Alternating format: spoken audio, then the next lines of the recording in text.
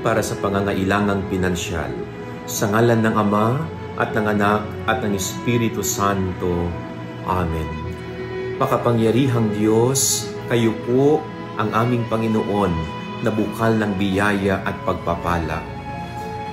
Ipinagdarasal po namin ang lahat ng mga taong nangangailangan ng pinansyal para po sa kanilang pang-araw-araw na pamumuhay.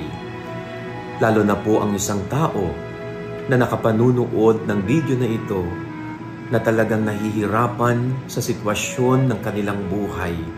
Nangangailangan po ng inyong tulong, nangangailangan po ng kagandahang loob ninyo. Basbasan niyo po ang taong nangangailangan ng pinansyal.